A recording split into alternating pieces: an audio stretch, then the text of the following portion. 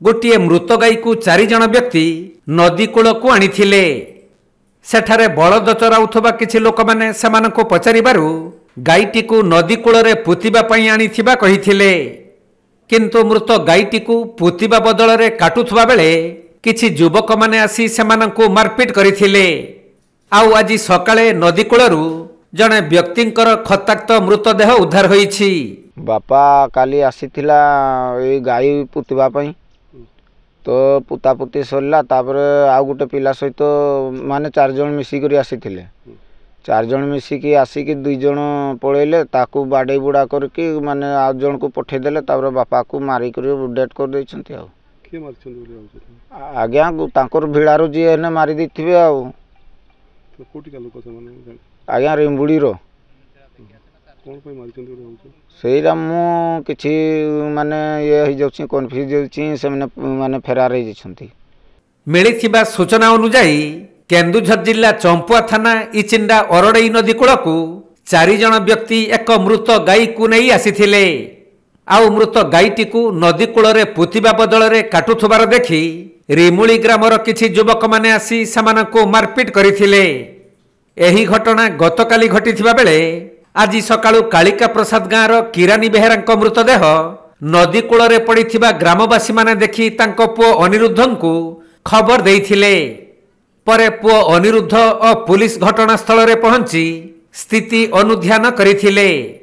सेपटे पुओ अनिरुद्ध तांको बापा को हत्या करा जाइथिबा अभियोग आनिथिबा बेले पुलिस घटनार तदंत आरंभ करिछि।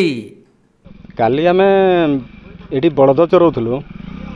बळद चरैया पई आस्थिला बेले हाराहारी 2टा 2:30 भितर 2:30 समय रे ये पाटितुंड आम शुभिला आमको पार्टी हूँ कौन पाई बोली जाकर देखला बेलू गोटे गाईटा मला गाईटा मरिक पड़ी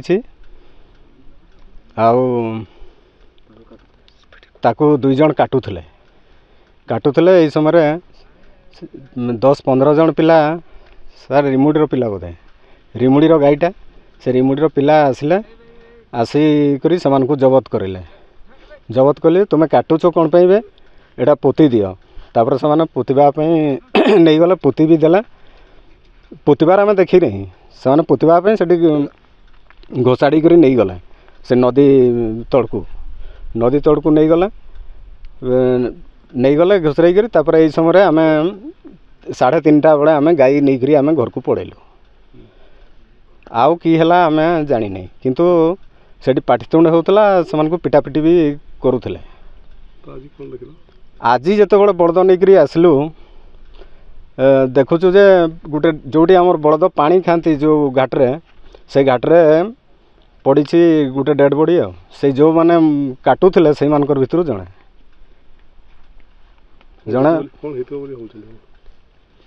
आम तो भावुँ से मर्डर फर्डर होती आम आशा करुँ। केन्दुझर जिल्लारू दीपेश कुमार बेहेरा रिपोर्ट कोणार्क लाइव।